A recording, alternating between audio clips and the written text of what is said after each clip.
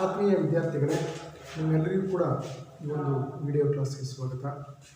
ನಾವು ಕಳೆದ ತರಗತಿಯಲ್ಲಿ 10ನೇ ತರಗತಿಯ ವಿದ್ಯುತ್ ಶಕ್ತಿ ಈ ಒಂದು ಅಧ್ಯಾಯಕ್ಕೆ ಸಂಬಂಧಪಟ್ಟ ಹಾಗೆ ವಿದ್ಯುತ್ ಪ್ರವಾಹ ಅಂದ್ರೇನು, ವಿದ್ಯುತ್ ವಿಭವ ಅಂದ್ರೇನು, ವಿಭವಾಂತರ ಅಂದ್ರೇನು, ಮತ್ತು ವಿದ್ಯುತ್ ಮಂಡಳದ ನಕ್ಷೆ ಮತ್ತು ವಿದ್ಯುತ್ ಮಂಡಳದಲ್ಲಿ ಬಳಸ್ತಕ್ಕಂಥ ಚಿಹ್ನೆಗಳು, ನಕ್ಷೆಯಲ್ಲಿ ಬಳಸ್ತಕ್ಕಂಥ ಚಿಹ್ನೆಗಳ ಬಗ್ಗೆ ತಿಳ್ಕೊಂಡಿದ್ದೀವಿ. ಸೊ ಈ ಒಂದು ಕ್ಲಾಸಲ್ಲಿ ನಾವು ಓಮ್ನ ನಿಯಮ ಅಂದ್ರೇನು ಮತ್ತು ವಿದ್ಯುತ್ ರೋಧ ಅಂದ್ರೇನು ಅನ್ನೋದ್ರ ಬಗ್ಗೆ ತಿಳ್ಕೊಳ್ಳೋಣ. ಸೊ ಈಗ ಒಂದು ವಾಹಕದ ಮುಖಾಂತರ ಹರಿತಕ್ಕಂಥ ವಿದ್ಯುತ್ ಪ್ರವಾಹ ಮತ್ತು ಅದರ ನಡುವಿನ ವಿಭವಾಂತರಗಳಿಗೆ ಏನಾದರೂ ಸಂಬಂಧ ಇದೆಯೇ ಅನ್ನೋದನ್ನು ನಾವು ಈ ಒಂದು ಚಟುವಟಿಕೆಯ ಮೂಲಕ ನೋಡೋಣ. ಸೊ ಇಲ್ಲಿ ನಾನು ಏನು ಮಾಡಿದ್ದೀನಿ ಅಂತ ಹೇಳಿದ್ರೆ, ಈ ಚಿತ್ರದಲ್ಲಿ ತೋರಿಸಿರೋ ರೀತಿ ನೀವು ಒಂದು ನೈಕ್ರೋನ್ ತಂತಿಯನ್ನು ತೆಗೆದು, ಹೌದಾ? ಸೊ ಇದು XY ನೈಕ್ರೋನ್ ತಂತಿಯನ್ನು ವಿದ್ಯುತ್ ಮಂಡಳದಲ್ಲಿ ಜೋಡಿಸಿ. ನೈಕ್ರೋನ್ ತಂತಿ ಅಂತ ಹೇಳಿದರೆ ನಿಕ್ಕಲ್, ಕ್ರೋಮಿಯಂ, ಮ್ಯಾಂಗನೀಸ್ ಮತ್ತು ಕಬ್ಬಿಣ ಇವುಗಳ ಮಿಶ್ರಲೋಹದಿಂದ ಮಾಡಿರ್ತಕ್ಕಂಥ ಒಂದು ತಂತಿಯನ್ನು ನೈಕ್ರೋನ್ ತಂತಿ ಅಂತ ಕರಿತೀವಿ. ಈ ನೈಕ್ರೋನ್ ತಂತಿಯನ್ನು ನಾವು ಅಮ್ಮೀಟರ್ನ ಮೂಲಕ ವಿದ್ಯುತ್ ಕೋಶಕ್ಕೆ ಸಂಪರ್ಕ ಮಾಡಿದ್ವಿ ಮತ್ತು ಈ ನೈಕ್ರೋನ್ ತಂತಿಗಳ ತುದಿಗಳಿಗೆ ನಾವು ಒಂದು ವೋಲ್ಟ್ ಮೀಟರ್ನ ಕನೆಕ್ಟ್ ಮಾಡಿದ್ವಿ. ಸೊ ಈಗ ನಾನು ಫಸ್ಟು ಏನು ಮಾಡ್ತೀನಿ ಅಂತ ಹೇಳಿದರೆ, ಇಲ್ಲಿ ನಾವು 4 ಬ್ಯಾಟ್ರಿಗಳನ್ನು ಕನೆಕ್ಟ್ ಮಾಡಿದ್ವಿ. ಸೊ ಒಂದೊಂದ್ಸರಿ ಒಂದೊಂದೇ ಬ್ಯಾಟ್ರಿ ನೀವು ಕನೆಕ್ಟ್ ಮಾಡ್ತೀವಿ. ಒಂದ್ಸರಿ ಫಸ್ಟ್ 1 ಬ್ಯಾಟ್ರಿ, ಆಮೇಲೆ 2 ವಿದ್ಯುತ್ ಕೋಶ, ಆಮೇಲೆ 3 ವಿದ್ಯುತ್ ಕೋಶ, ಆಮೇಲೆ 4 ವಿದ್ಯುತ್ ಕೋಶಗಳನ್ನು ನೀವು ಕನೆಕ್ಟ್ ಮಾಡ್ತಾ ಹೋಗಿ. ಸೊ ಆಗ ನಮಗೆ ಈ ವಿಭವಾಂತರ ಎಷ್ಟಾಗುತ್ತೆ ಅಂತ ನೀವು ನೋಟ್ ಮಾಡ್ಕೊಳ್ಳಿ. ಮತ್ತು ಈ ವಿದ್ಯುತ್ ಮಂಡಳದಲ್ಲಿ ಇರತಕ್ಕಂಥ ವಿದ್ಯುತ್ ಪ್ರವಾಹವನ್ನು ನಾವು ಅಮ್ಮೀಟರ್ನ ಒಂದು ಸೂಚ್ಯಾಂಕದಲ್ಲಿ ನೀವು ನೋಟ್ ಮಾಡ್ತಾ ಹೋಗಿ. ಸೊ ಈಗ ಪ್ರತಿ ಬಾರಿ ಕೂಡ ನೀವು ವಿ ಮತ್ತು ಎ ಅನ್ನು ನೀವು ಗುರುತು ಮಾಡ್ತಾ ಹೋಗಬೇಕಾಗುತ್ತೆ. ಎಷ್ಟು ವೋಲ್ಟೇಜ್ ಇದೆ ಮತ್ತು ಎಷ್ಟು ಕರೆಂಟ್ ಹರಿತಾ ಇದೆ ಅನ್ನೋದು. ಸೊ ನಾನು ಫಸ್ಟ್ ಏನು ಮಾಡ್ತಿದ್ದೀನಿ, ಒಂದು ವಿದ್ಯುತ್ ಕೋಶಕ್ಕೆ ಕನೆಕ್ಟ್ ಮಾಡ್ತಿದ್ದೀನಿ ಈ ವಿದ್ಯುತ್ ಮಂಡಲವನ್ನು. ಸೊ ಆಗ ನೀವು ಈ ಒಂದು ವಿದ್ಯುತ್ ಮಂಡಳದಲ್ಲಿ ಎಷ್ಟು ವಿದ್ಯುತ್ ಪ್ರವಾಹ ಎಷ್ಟು ಉಂಟಾಯಿತು ಮತ್ತು ಅದರ ವೋಲ್ಟೇಜ್ ಎಷ್ಟಿದೆ ಅಂತ ನೋಡ್ಕೊಳ್ಳಿ. ನೆಕ್ಸ್ಟ್ 2 ಬ್ಯಾಟ್ರಿ ಕನೆಕ್ಟ್ ಮಾಡಿದಾಗಲೂ ಕೂಡ ನೀವು ಅಮ್ಮೀಟ್ರಲ್ಲಿ ರೀಡಿಂಗು ಮತ್ತು ವೋಲ್ಟ್ ಮೀಟ್ರಲ್ಲಿ ರೀಡಿಂಗ್ ನೋಡ್ಕೊಳ್ಳಿ. 3ರಲ್ಲಿ ಕನೆಕ್ಟ್ ಮಾಡಿದಾಗಲೂ ಕೂಡ 3 ವಿದ್ಯುತ್ ಕೋಶಗಳನ್ನು ಕನೆಕ್ಟ್ ಮಾಡಿದಾಗ ನಮಗೆ ವೋಲ್ಟೇಜ್ ಎಷ್ಟು ಬಂತು ಮತ್ತು ಕರೆಂಟ್ ಎಷ್ಟು ಬಂತು ಅಂತ ನೋಡ್ಕೊಳ್ಳಿ. ಅದೇ ರೀತಿ 4 ವಿದ್ಯುತ್ ಕೋಶಗಳನ್ನು ಕನೆಕ್ಟ್ ಮಾಡಿಬಿಟ್ಟು ಅದರ ವಿಭವಾಂತರ ಮತ್ತು ವಿದ್ಯುತ್ ಪ್ರವಾಹಗಳ ಅನುಪಾತಗಳನ್ನು ಕಂಡುಹಿಡ್ಕೊಳ್ಳಿ. ಸೊ ನಾನು ಈಗ ಈ ಒಂದು ಕೋಷ್ಟಕವನ್ನು ಬರೀತಿದ್ದೀನಿ. ಸೊ ಈ ಕೋಷ್ಟಕದಲ್ಲಿ ಮೊದಲನೇದು ಮಂಡಲದಲ್ಲಿ ಜೋಡಿಸಲಾದ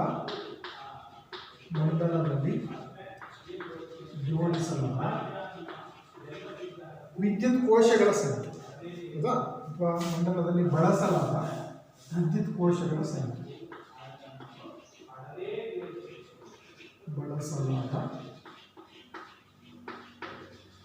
ವಿದ್ಯುತ್ ಕೋಶಗಳ ಸಂಖ್ಯೆ ಅಂದರೆ ನೀವು 1 ಕೋಶ ಬಳಸಿದ್ರು, 2 ಕೋಶ ಬಳಸಿದ್ರು, ಹೌದಾ? ಅದನ್ನು ಬರೀರಿ. ನಂತರ ವಿದ್ಯುತ್ ಪ್ರವಾಹ I,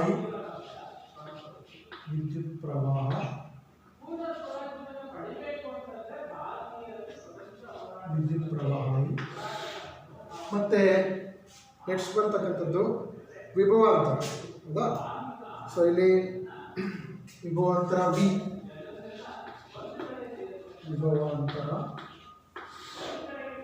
ಎಷ್ಟು ನೋಟ್ ಮಾಡ್ಕೊಳ್ಳಿ. ಆಮೇಲೆ V/I, ಹೌದಾ? ಇವುಗಳ ಅನುಪಾತ, ಹೌದಾ? ವಿಭವಾಂತರ ಮತ್ತು ವಿದ್ಯುತ್ ಪ್ರವಾಹಗಳ ನಡುವಿನ ಅನುಪಾತವನ್ನು ನೋಡ್ಕೊಳ್ಳಿ. ಸೊ ಇಲ್ಲಿ ಬಳಸಲಾದ ಕೋಶಗಳ ಸಂಖ್ಯೆ, ಮೊದಲು ನೀವು 1 ಕೋಶ ಬಳಸಿರ್ತೀರಿ. 1 ವಿದ್ಯುತ್ ಕೋಶ ಬಳಸಿದಾಗ ನಮಗೆ ಕರೆಂಟ್ ಎಷ್ಟು ಬಂತು ಮತ್ತು ವೋಲ್ಟೇಜ್ ಎಷ್ಟು ಬಂತು ನೋಡಿ. 2 ಬಳಸಿದಾಗ ಎಷ್ಟು ಬಂದಿದೆ, 3 ಬಳಸಿದಾಗ ಎಷ್ಟು ಬಂದಿದೆ, 4 ಎಷ್ಟು ಬಳಸಿದಾಗ ಎಷ್ಟು ಬಂದಿದೆ. ಸೊ ಪ್ರತಿ ಬಾರಿಯೂ ಕೂಡ ನೀವು ಈ ರೀಡಿಂಗನ್ನು ನೋಟ್ ಮಾಡಿಕೊಂಡು V/I ಅನುಪಾತವನ್ನು ಕಂಡುಹಿಡ್ಕೊಳ್ಳಿ. ಸೊ ಅನುಪಾತವನ್ನು ಕಂಡುಹಿಡಿದಾದಮೇಲೆ ನೀವು ಈ ವಿದ್ಯುತ್ ಪ್ರವಾಹ ಮತ್ತು ವಿಭವಾಂತರದ ಒಂದು ನಕ್ಷೆಯನ್ನು ಹಾಕಿದರೆ, ಸೊ ಇಲ್ಲಿ ನಾನು ಒಂದು ಅಕ್ಷದಲ್ಲಿ ಏನು ತಗೊಳ್ತೀನಿ, ವಿದ್ಯುತ್ ಪ್ರವಾಹ ತಗೊಳ್ತೀನಿ. ಎಕ್ಸ್ ಅಕ್ಷದಲ್ಲಿ ವಿದ್ಯುತ್ ಪ್ರವಾಹ,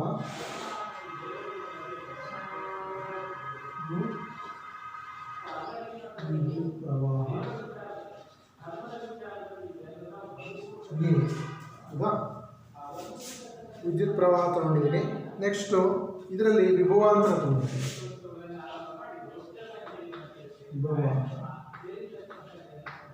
ವಿಭವಾಂತರ ಬಿ ತಗೊಂಡಿದ್ದೀನಿ. ಸೊ ಈಗ ವಿದ್ಯುತ್ ಪ್ರವಾಹನ ನಾನು 0ಯಿಂದ ಸ್ಟಾರ್ಟ್ ಮಾಡಿದ್ರೆ ಇಲ್ಲಿ ಫಸ್ಟು 0.1 ಆ್ಯಂಡ್ 0.2 amps, 0.3, 0.4, ಸೊ 0.5 ತಗೊಳ್ತೀನಿ. ಸೊ ಇದು ವೋಲ್ಟೇಜ್ ಎಷ್ಟಿರುತ್ತೆ ಅಂದರೆ 1 ಯೂನಿಟ್ಗೆ 0.4 ವೋಲ್ಟು, 0.8, ಸೊ ಆಮೇಲೆ 1.2, 1.6, ಹೌದಾ. ನೆಕ್ಸ್ಟು 2.0 ಇದು ತಗೊಳ್ತೀವಿ. ಸೊ ಈಗ ನಾವಿಲ್ಲಿ ಪ್ರತಿ ಬಾರಿನೂ ಕೂಡ, ಹೌದಾ, ಅಂದರೆ ನಾವು ಒಂದು ವಿದ್ಯುತ್ ಕೋಶ ಬಳಸಿದಾಗ ನಮಗೆ ಕರೆಂಟ್ ಎಷ್ಟು ಬಂದಿದೆ, ವೋಲ್ಟೇಜ್ ಎಷ್ಟು ಬಂದಿದೆ ಅಂತ ಅದನ್ನು ನೋಟ್ ಮಾಡ್ತೀವಿ. ಸೊ ನಮಗೀಗ 0.1 ಆ್ಯಂಪ್ ಕರೆಂಟ್ ಇದ್ದಾಗ ಅದರ ವಿಭವಾಂತರ ಎಷ್ಟಿರುತ್ತೆ ಅಂದರೆ 0.8 ಇರುತ್ತೆ. ಸೊ ನೆಕ್ಸ್ಟ್ ನೀವು 2 ಕೋಶ ಇದ್ದಾಗ ವಿದ್ಯುತ್ ಪ್ರವಾಹ ಜಾಸ್ತಿ ಆಗುತ್ತೆ, ಅವರ ವಿಭವಾಂತರ ಕೂಡ ಜಾಸ್ತಿ ಆಗುತ್ತೆ. ನೆಕ್ಸ್ಟು 3 ವಿದ್ಯುತ್ ಕೋಶವನ್ನು ಅಳವಡಿಸಿದಾಗ ಅಲ್ಲೂ ಕೂಡ ಜಾಸ್ತಿ ಆಗುತ್ತೆ.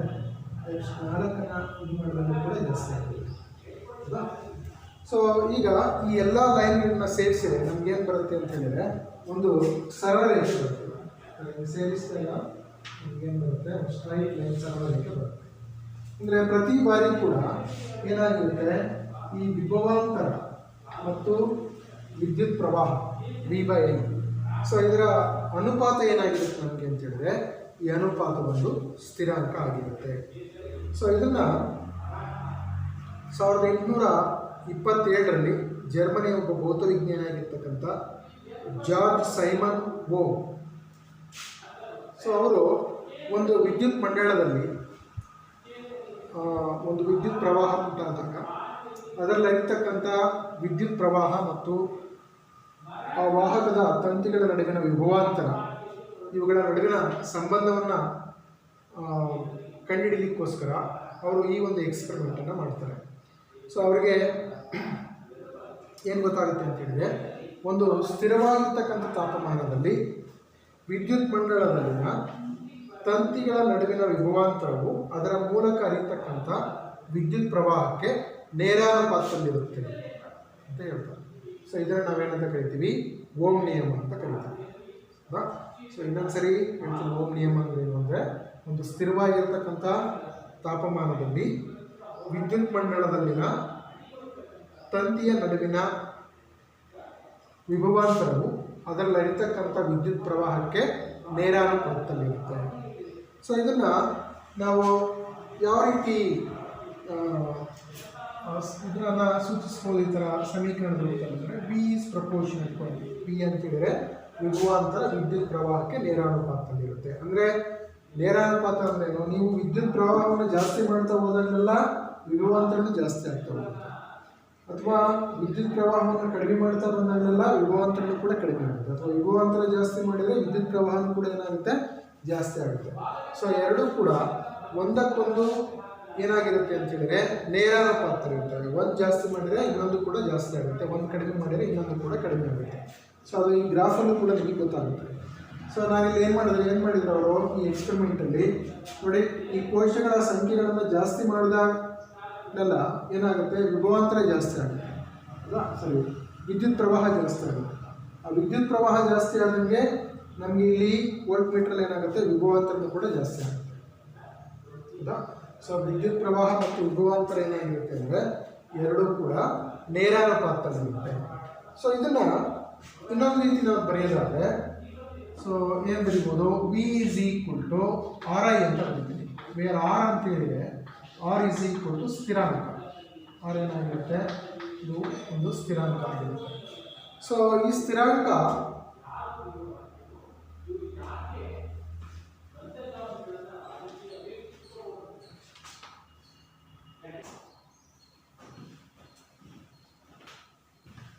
ಇಲ್ಲಿ ನಾವು ಈ ಆರನ್ನ ಏನಂತ ಕರಿತೀವಿ ಅಂತ ಹೇಳಿದ್ರೆ ಸ್ಥಿರಾಂಕ ಅಂತ ಕರಿತೀವಿ.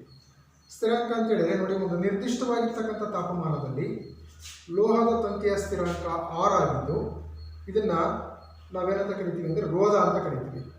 ಸೊ ಈ ರೋಧ ಅಂತಕ್ಕಂಥದ್ದು ವಾಹಕದ ಒಂದು ಗುಣವಾಗಿದ್ದು ಇದು ಏನು ಮಾಡುತ್ತೆ ಅಂತ ಹೇಳಿದರೆ ವಾಹಕದಲ್ಲಿ ಪ್ರವಹಿಸ್ತಕ್ಕಂಥ ಆವೇಶಗಳ ಪ್ರವಾಹವನ್ನು ವಿರೋಧಿಸುತ್ತದೆ. ವಿದ್ಯುದಾವೇಶಗಳ ಪ್ರವಾಹವನ್ನು ವಿರೋಧಿಸ್ತಕ್ಕಂಥ ಒಂದು ಗುಣಕ್ಕೆ ನಾವೇನಂತ ಕರಿತೀವಿ, ವಿದ್ಯುತ್ ರೋಧ ಅಂತ ಕರಿತೀವಿ. ಸೊ ಈ ವಿದ್ಯುತ್ ರೋಧದ SI ಏಕಮಾನ ಯಾವುದು ಬರುತ್ತೆ ಅಂತ ಹೇಳಿದ್ರೆ ಓಮ್. ಸೊ SI ಏಕಮಾನವನ್ನು ಏನಂತ ಕರಿತೀವಿ, ಓಮ್ ಅಂತ ಕರಿತೀವಿ. ಸೊ ಇಲ್ಲಿ ಆರ್ ಬೆಲೆ ಏನಾಗಿರುತ್ತೆ ಅಂತ ಹೇಳಿದ್ರೆ R = V/I ಆಗಿರುತ್ತೆ. R = V/I ಆಗಿರುತ್ತೆ. ಅಂದರೆ ವಾಹಕದ ಎರಡು ತುದಿಗಳ ನಡುವಿನ ವಿಭವಾಂತರ 1 ವೋಲ್ಟ್ ಆಗಿದ್ದು ಸೊ ಅದರ ಮೂಲಕ 1 ಆಂಪ್ ವಿದ್ಯುತ್ ಪ್ರವಾಹ ಏನಾದರೂ ಉಂಟಾದರೆ ಆಗ ಆ ವಾಹಕದ ರೋಧ ಎಷ್ಟಾಗಿರುತ್ತೆ ಅಂತ ಹೇಳಿದ್ರೆ 1 ಓಮ್ ಆಗಿರುತ್ತೆ. So 1 ohm = 1 volt divided by 1 ampere current. ಹೌದಾ? ಸೊ ಇದನ್ನು ಏನಂತ ಕರಿತೀವಿ ನಾವು, ವಿದ್ಯುತ್ ರೋಧ ಅಂತ ಕರಿತೀವಿ. ಅಂದರೆ ಈ ವಾಹಕದ ಯಾವುದೇ ಎರಡು ತುದಿಗಳ ನಡುವಿನ ವಿಭವಾಂತರ 1 ವೋಲ್ಟ್ ಆಗಿತ್ತು, ಅದರ ಮುಖಾಂತರ 1 ಆಂಪಿಯರ್ ಕರೆಂಟ ಏನಾದ್ರು ಹರಿದ್ರೆ ಆಗ ಆ ವಾಹಕದ ವಿದ್ಯುತ್ ರೋಧ ಏನಾಗಿರುತ್ತೆ ಅಂತ ಹೇಳಿದ್ರೆ 1 ಓಮ್ ಆಗಿರುತ್ತೆ. ಸೊ I ಏನು ಬರುತ್ತೆ ಇಲ್ಲಿ, R = V/I. ನೋಡಿ, ಇದೊಂದು ಸೂತ್ರದಿಂದ ಹಲವಾರು ಸೂತ್ರ ನಾವು ಮಾಡ್ಬೋದು. ಸೊ ಇದೊಂದು ಮಾತ್ರ ನೆನ್ಪಿಟ್ಕೊಳ್ಳಿ. ಒಂದು ಏನು, V = RI. ಅಂದರೆ ವಿಭವಾಂತರ ಏನಾಗಿರುತ್ತೆ, ರೋಧ ಮತ್ತು ವಿದ್ಯುತ್ ಪ್ರವಾಹಗಳ ಗುಣಲಬ್ಧ ಆಗಿರುತ್ತೆ. ಸೊ ಅದೇ ರೀತಿ ಆರ್ ಸ್ಥಿರಾಂಕ ಆರ್ ಅಥವಾ ರೋಧ ಏನಾಗಿರುತ್ತೆ, V/I ಆಗಿರುತ್ತೆ. ಸೊ ಅದೇ ರೀತಿ I ಏನಾಗಿರುತ್ತೆ ಅಂದರೆ V/R ಆಗಿರುತ್ತೆ. ಹೌದಾ? ಅಂದರೆ ವಿದ್ಯುತ್ ಪ್ರವಾಹ I ವಿಭವಾಂತರ ಮತ್ತು ವಿದ್ಯುತ್ ರೋಧಗಳ ಅನುಪಾತ ಆಗಿರುತ್ತೆ.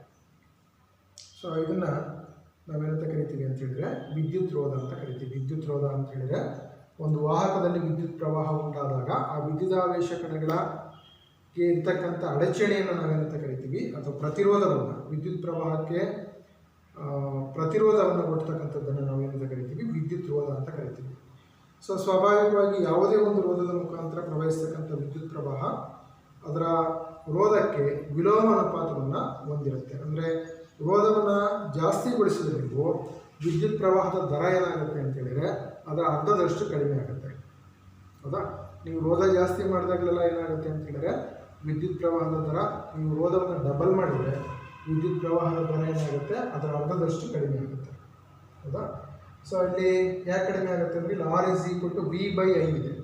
ಸೊ R ಜಾಸ್ತಿ, ಇದು ವಿಲೋಮಾನುಪಾತದಲ್ಲಿದೆ. R ಜಾಸ್ತಿ ಮಾಡ್ತಾ ಇದ್ಮೇಲೆಲ್ಲ ಏನಾಗುತ್ತೆ, ವಿದ್ಯುತ್ ಪ್ರವಾಹ I ಬೆಲೆ ಏನಾಗುತ್ತೆ, ಕಡಿಮೆ ಆಗ್ತಾ ಹೋಗುತ್ತೆ. ಸೊ ಇದು ವಿದ್ಯುತ್ ಓಮ್ನ ನಿಯಮಕ್ಕೆ ಸಂಬಂಧಪಟ್ಟಿದ್ದು. ಸೊ ಓಮ್ನ ನಿಯಮದಲ್ಲಿ ನೀವೇನು ನೆನ್ಪಿಟ್ಕೋಬೇಕು ಅಂತ ಹೇಳಿದರೆ, ಓಮ್ನ ನಿಯಮ ಅಂದರೆ ಏನು, ಹೌದಾ? ಮತ್ತು ಓಮ್ ನಿಯಮವನ್ನು ನಾವು ಯಾವ ರೀತಿ ಈ ಸೂತ್ರದ ಮುಖಾಂತರ ವ್ಯಕ್ತಪಡಿಸ್ತೀವಲ್ಲ, V = RI ಸೂತ್ರ ಇದೆಯಲ್ಲ, ಇವೆರಡನ್ನು ಕೂಡ ನೀವು ನೆನ್ಪಿಟ್ಕೋಬೇಕಾಗುತ್ತೆ. ಸೊ ಓಮ್ನ ನಿಯಮ ಏನು ಹೇಳುತ್ತೆ ಅಂದರೆ, ಒಂದು ಸ್ಥಿರವಾಗಿರ್ತಕ್ಕಂಥ ತಾಪಮಾನದಲ್ಲಿ ವಾಹಕದಲ್ಲಿ ಹರಿತಕ್ಕಂಥ ವಿದ್ಯುತ್ ಪ್ರವಾಹ ಆ ವಾಹಕದ ನಡುವಿನ ವಿಭವಾಂತರಕ್ಕೆ ನೇರಾನುಪಾತದಲ್ಲಿರುತ್ತೆ. ಸೊ ಈ ಓಮ್ನ ನಿಯಮವನ್ನು ಯಾವ ರೀತಿ ಎಕ್ಸ್ಪ್ರೆಸ್ ಮಾಡ್ತೀವಿ ನಾವು ಅಂತ ಹೇಳಿದರೆ V = R × N. ಸೊ ಇದು ಓಮ್ನ ನಿಯಮಕ್ಕೆ ಸಂಬಂಧಪಟ್ಟಿರ್ತಕ್ಕಂಥದ್ದು. ನೆಕ್ಸ್ಟು ಇದರಲ್ಲಿ ನಾವು ವಿದ್ಯುತ್ ರೋಧ ಅಂದರೆ ಏನು ಅಂತ ತಿಳ್ಕೊಂಡ್ವಿ. ವಿದ್ಯುತ್ ರೋಧ ಅಂತ ಹೇಳಿದರೆ ವಿದ್ಯುತ್ ಪ್ರವಾಹಕ್ಕೆ ಇರ್ತಕ್ಕಂಥ ಅಡಚಣೆಯನ್ನು ನಾವು ವಿದ್ಯುತ್ ರೋಧ ಅಂತ ಕರಿತೀವಿ. ಆ ವಾಹಕದ ಗುಣ ಅದು. ಸೊ ಈ ವಿದ್ಯುತ್ ರೋಧ ಅಂದರೆ ಏನು ಅಂತ ನೆಕ್ಸ್ಟ್ ತಿಳ್ಕೊಂಡು,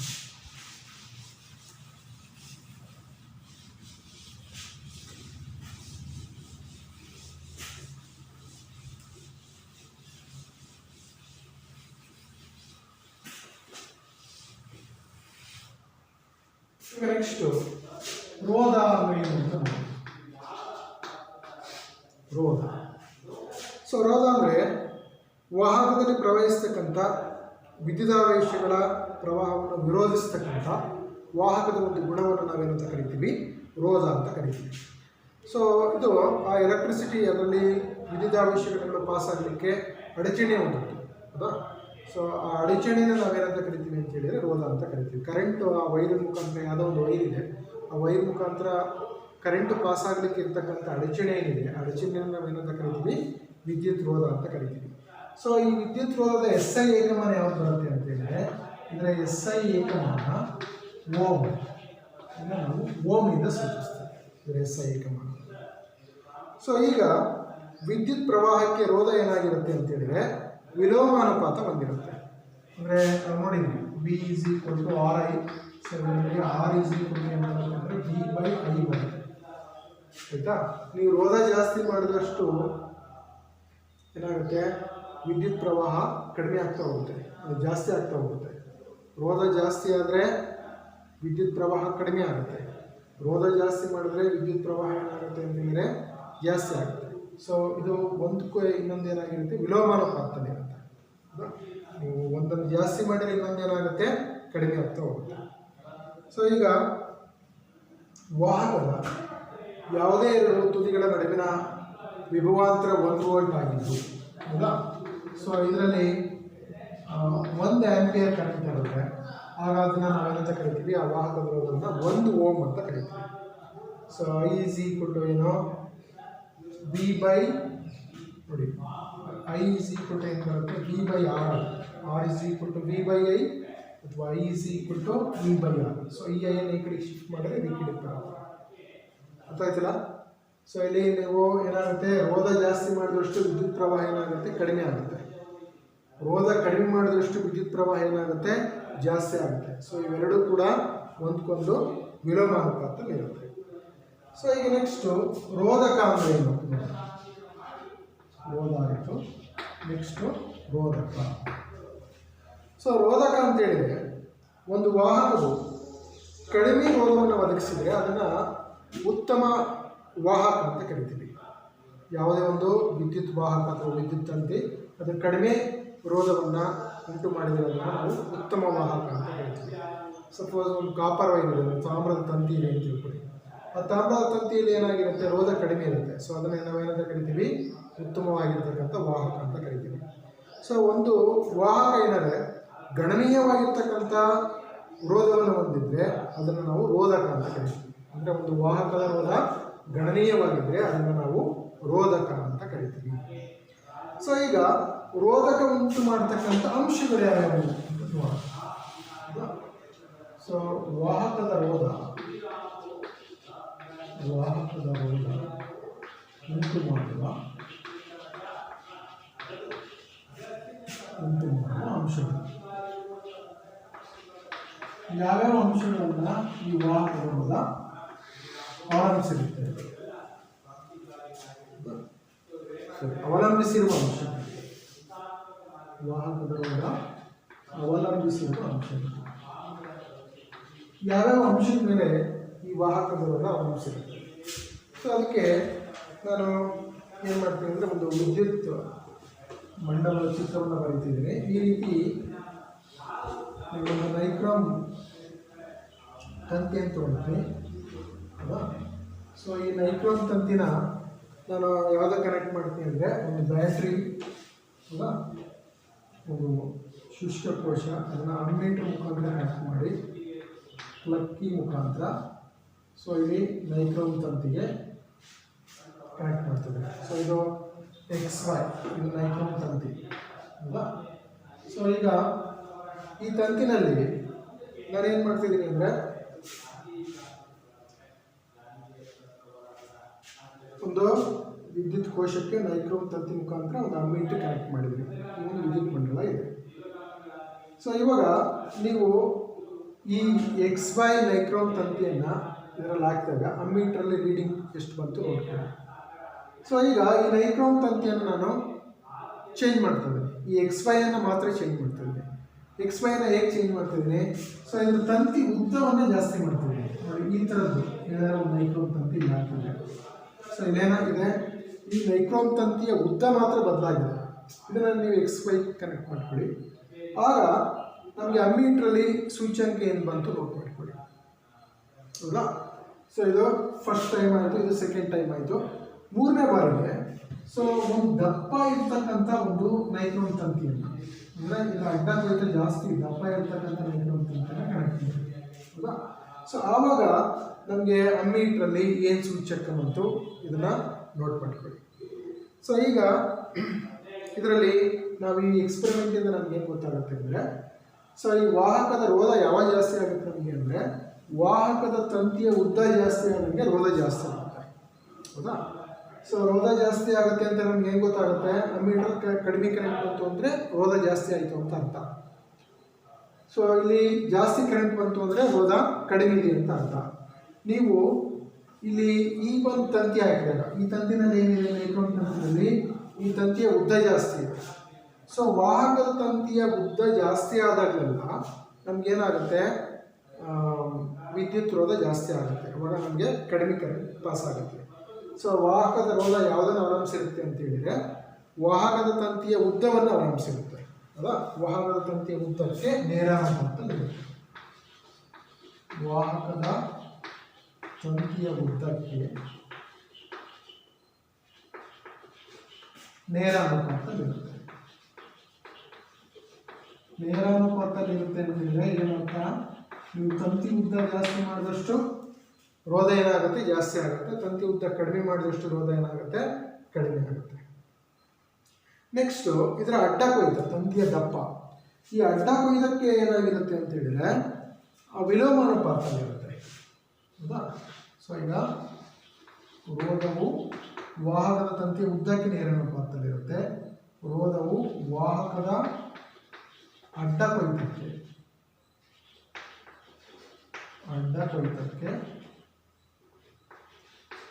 ವಿಲೋಮಾನುಪಾತದಲ್ಲಿರುತ್ತೆ.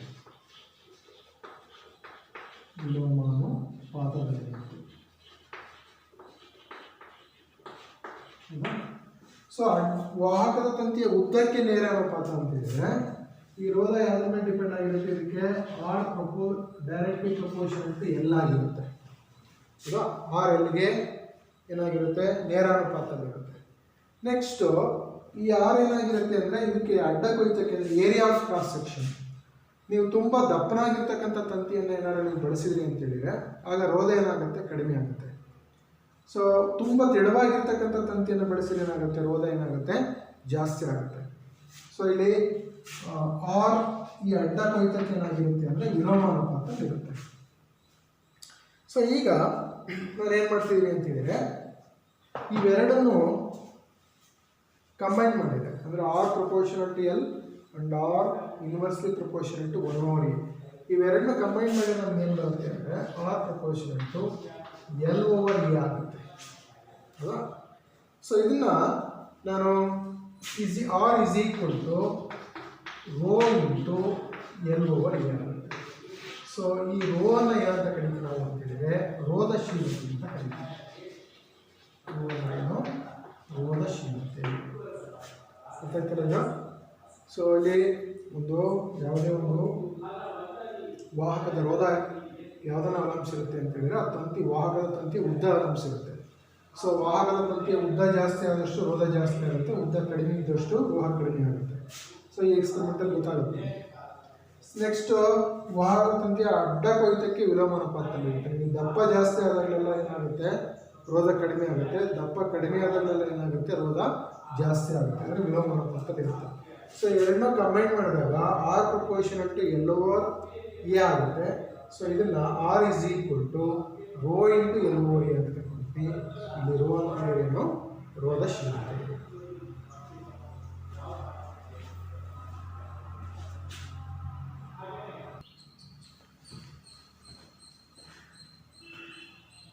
ಇಲ್ಲಿ ಈ ರೋಧಶೀಲತೆಯ ಏಕಮಾನ ಯಾವುದು ಬರುತ್ತೆ ಅಂತ ಹೇಳಿದರೆ ಓಮ್ ಮೀಟರ್ ಆಗುತ್ತೆ. ರೋಧಶೀಲತೆಯ ಏಕಮಾನ ಓಮ್ ಮೀಟರ್ ಅಂತ ಕರೀತೀವಿ. ಸೊ ವಸ್ತುವಿನ ರೋಧ ಮತ್ತು ರೋಧಶೀಲತೆಗಳೆರಡೂ ಕೂಡ ಉಷ್ಣತೆಯೊಂದಿಗೆ ಬದಲಾಗುತ್ತೆ. ಸಾಮಾನ್ಯವಾಗಿ ಈ ಮಿಶ್ರಲೋಹದ ರೋಧಶೀಲತೆ ಏನಾಗಿರುತ್ತೆ ಅಂದರೆ ಅದರ ಘಟಕಲೋಹದ ರೋಧಶೀಲತೆಗಿಂತ ಜಾಸ್ತಿ ಇರುತ್ತೆ. ಸೊ ಮಿಶ್ರಲೋಹಗಳು ಸಾಮಾನ್ಯವಾಗಿ ಹೆಚ್ಚಿನ ತಾಪಮಾನದಲ್ಲಿ ಸುಲಭವಾಗಿ ಅವು ದಹಿಸೋದಿಲ್ಲ. ಈ ಕಾರಣಕ್ಕಾಗಿ ನಾವು ಈ ಮಿಶ್ರಲೋಹಗಳನ್ನು ಎಲ್ಲಿ ಬಳಸ್ತೀವಿ ಅಂತ ಹೇಳಿದರೆ, ಈ ವಿದ್ಯುತ್ ಉಷ್ಣೋತ್ಪಾದನಾ ಪರಿಣಾಮದಲ್ಲಿ ಏನು ಇದನ್ನ ಅದರ ಬೇಸ್ ಮೇಲೆ ಏನು ವರ್ಕ್ ಮಾಡ್ತವೆ, ವಿದ್ಯುತ್ ಇಸ್ತ್ರಿ ಪೆಟ್ಟಿಗೆ ಆಗಿರ್ಬೋದು ಅಥವಾ ವಿದ್ಯುತ್ ಒಲೆ ಆಗಿರ್ಬೋದು, ಸೊ ಅಥವಾ ಟೋಸ್ಟರ್ಗಳಾಗಿರ್ಬೋದು, ಇವುಗಳಲ್ಲಿ ಈ ಮಿಶ್ರಲೋಹಗಳನ್ನು ಬಳಸ್ತೀವಿ. ಸೊ ಅದೇ ರೀತಿ ನೀವು ವಿದ್ಯುತ್ ಬಲ್ಬ್ನಲ್ಲಿ ಟಂಗ್ಸ್ಟನ್ ತಂತಿಯನ್ನು ಬಳಸ್ತಾರೆ. ಸೊ ಅದು ಕೂಡ ಅಷ್ಟೇ, ಅದರ ರೋಧ ಜಾಸ್ತಿ ಇರುತ್ತೆ, ಅದು ಸುಲಭವಾಗಿ ದಹಿಸೋದಿಲ್ಲ. ಸೊ ಅದಕ್ಕೋಸ್ಕರ ನಾವು ಟಂಗ್ಸ್ಟನನ್ನು ಬಳಸ್ತೀವಿ.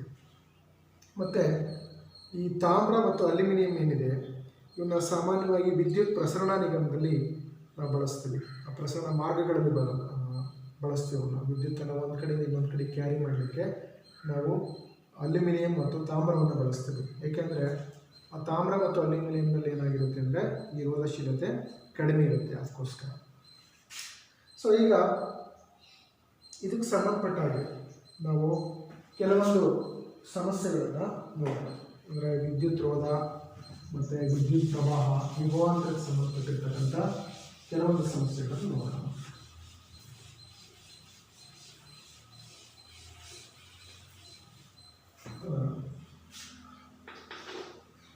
ವಿದ್ಯುತ್ ಬಲ್ಬ್ನ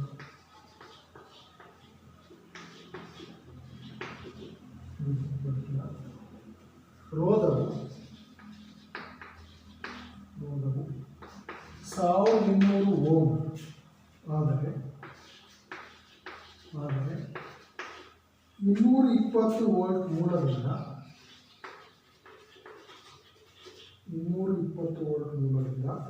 ವಿದ್ಯುತ್ ಬಲ್ಬ್ ಸೆಳೆಯುವ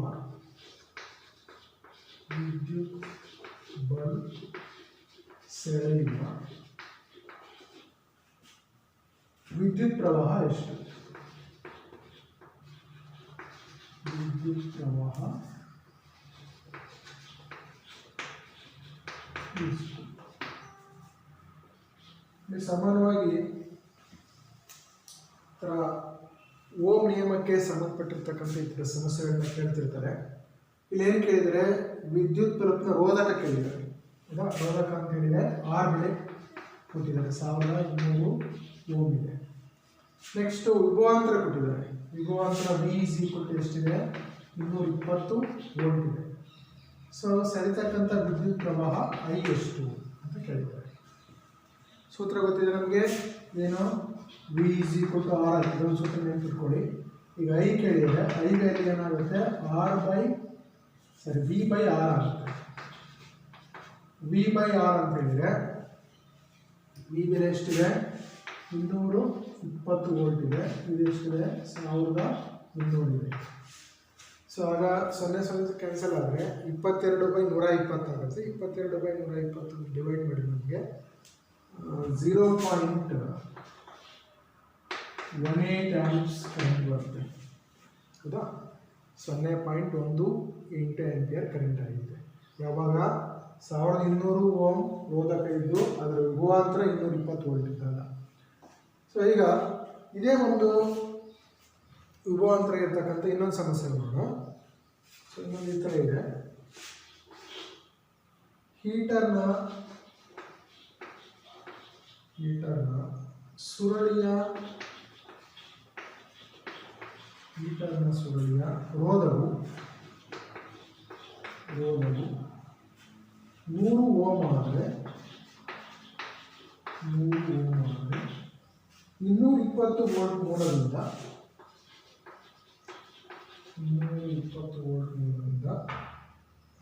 ವಿದ್ಯುತ್ ಹೀಟರ್ನ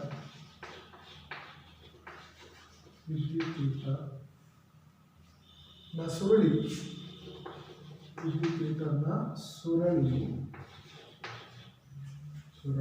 ಸೆಳೆಯುವ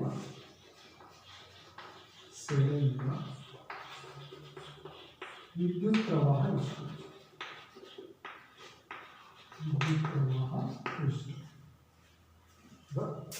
ಸೊ ಹೀಟರ್ನ ಸುರುಳಿಯ ರೋಧ ಎಷ್ಟಿದೆ? 100 ಓಮ್ ಇದೆ. ಹೌದಾ? ಸೊ 220 ವೋಲ್ಟ್ ಮೂಲದಿಂದ ವಿದ್ಯುತ್ ಹೀಟರ್ನ ಸುರುಳಿ ಸೆಳೆತಕ್ಕಂಥ ವಿದ್ಯುತ್ ಪ್ರವಾಹ ಎಷ್ಟು? ಸೊ ಇಲ್ಲಿ R ಬೆಲೆ ಎಷ್ಟಿದೆ ಅಂತಂದರೆ 100 ಓಮ್ ಇದೆ. ಹೌದಾ? ನೆಕ್ಸ್ಟು V ಬಿ ಬೆಲೆ ವಿಭವಾಂತರ ಎಷ್ಟಿದೆ 220 ವೋಲ್ಟ್ ಇದೆ. ಸೊ ಇಲ್ಲೂ ಕೂಡ ಏನು ಕೇಳಿದ್ದಾರೆ, ಐ ಬೆಲೆ ಕೇಳಿದ್ದಾರೆ. ಸೊ ಇದರಲ್ಲೂ ಅಷ್ಟೇ V is equal to R I ಸೂತ್ರ ನೆನ್ಪಿಟ್ಕೋಬೇಕು. So V is equal to R I ಸೂತ್ರ ಆಗ್ತಿದೆ ನಮಗೆ. ಐ ಇಸ್ ಈಕ್ವಲ್ ಟು ಏನು ಬರುತ್ತೆ ಅಂದರೆ ಬಿ ಬೈ ಆರ್ ಆಗುತ್ತೆ. ಸೊ ಬಿ ಬೈ ಆರ್ ಅಂತಿದ್ದಾರೆ, ಬಿ ಅಂತಿದ್ದಾರೆ 220 ಡಿವೈಡ್ ಬೈ ಆರ್ ಅಂತಿದ್ದಾರೆ 100. ಸೊ 0 ಕ್ಯಾನ್ಸಲ್ ಮಾಡಿದ್ರೆ 2.2 ಆಂಪ್ಸ್ ಕರೆಂಟ್ ಆಗಿರುತ್ತೆ.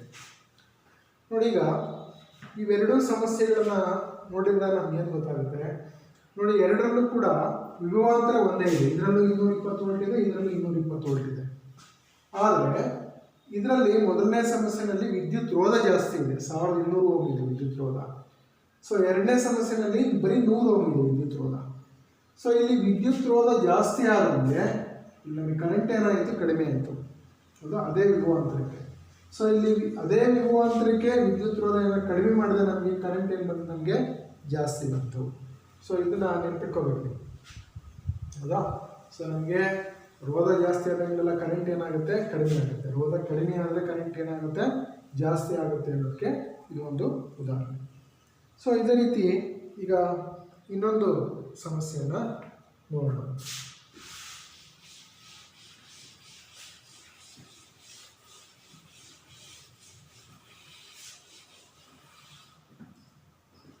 ಒಂದು ವಿದ್ಯುತ್ ಹೀಟರ್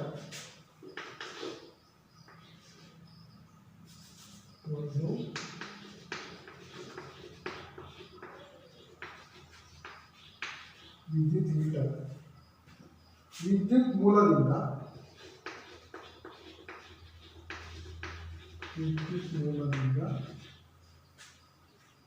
4 ಆಂಪ್ ವಿದ್ಯುತ್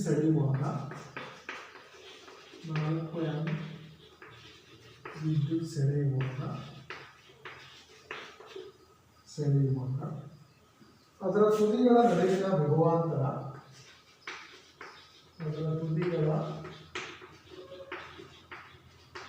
ನಡುವಿನ ವಿಭವಾಂತರ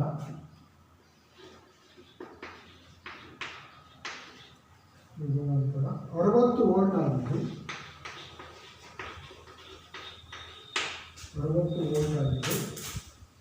ಸದರಿ ವಿದ್ಯುತ್ ಹೀಟರ್ನ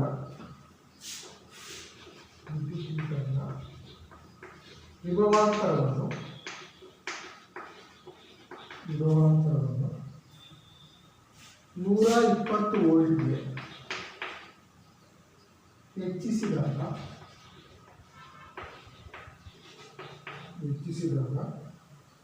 ಆ ವಿದ್ಯುತ್ ಹೀಟರ್ ಸೆಳೆಯುವ ವಿದ್ಯುತ್ ಪ್ರವಾಹ ಎಷ್ಟು?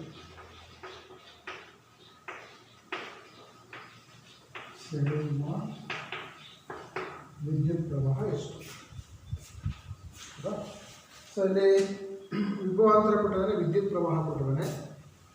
ಸೊ ವಿಭವಾಂತರ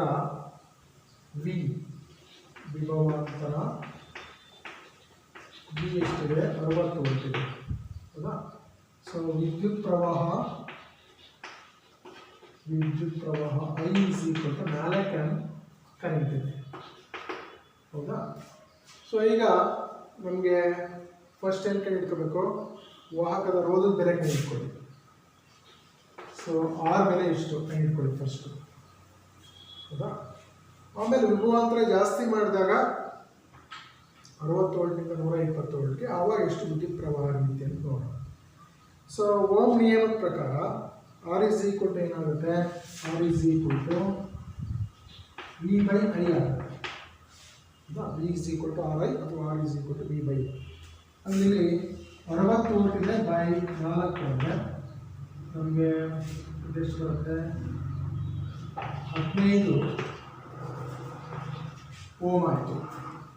ಏನು, ಸೊ ವಿದ್ಯುತ್ ರೋಧ 15 ಓಮ್ ಆಯಿತು.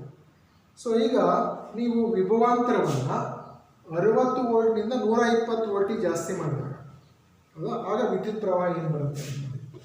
ಸೊ ವಿಭವಾಂತರವನ್ನು 60 ವೋಲ್ಟ್ನಿಂದ 120 ವೋಲ್ಟ್ಗೆ ಹೆಚ್ಚಿಸಿದಾಗ, ಹೌದಾ? ಸೊ 60ರಿಂದ 120ಕ್ಕೆ ನೀವೇನಾದರೂ ಜಾಸ್ತಿ ಮಾಡಿದಾಗ ಆಗ ವಿದ್ಯುತ್ ಪ್ರವಾಹ I ಕೊಟ್ಟು ಏನಾಗುತ್ತೆ? ಸೊ ವಿದ್ಯುತ್ ಪ್ರವಾಹ I V/R, ಹೌದಾ? ಸೊ ವಿ ಎಷ್ಟಿದೆ? 120 ವೋಲ್ಟ್ ಇದೆ, ಹೌದಾ? ಸೊ ಆರ್ ಎಷ್ಟಿದೆ? ಆರ್ ಕೈ ಇಟ್ಕೊಂಡ್ವಿ, ಎಷ್ಟಿದೆ? ಆರು 15 ಓಮ್ ಇದೆ.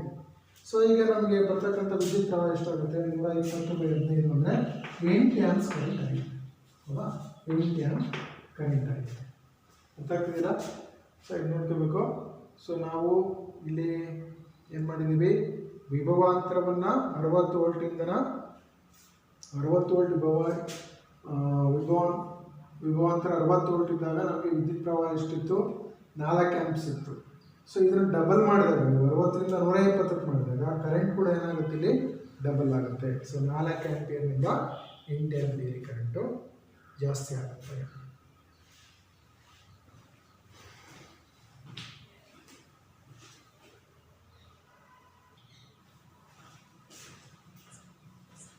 ಸೊ ಇದೇ ರೀತಿ ನಮಗೆ ಇನ್ನೂ ಹಲವಾರು ಸಮಸ್ಯೆಗಳು ನಿಮ್ಮ ಟೆಕ್ಸ್ಟ್ ಬುಕ್ಕಲ್ಲಿ ಮತ್ತು ಅಭ್ಯಾಸದಲ್ಲಿದೆ. ಸೊ ಅವುಗಳನ್ನು ನೀವು ಮಾಡ್ಕೊಂಬಂದು ಉಳಿದಿರೋದನ್ನು ಮುಂದಿನ ಒಂದು ತರಗತಿಯಲ್ಲಿ ಕಂಟಿನ್ಯೂ ಮಾಡೋಣ. Okay, thank you.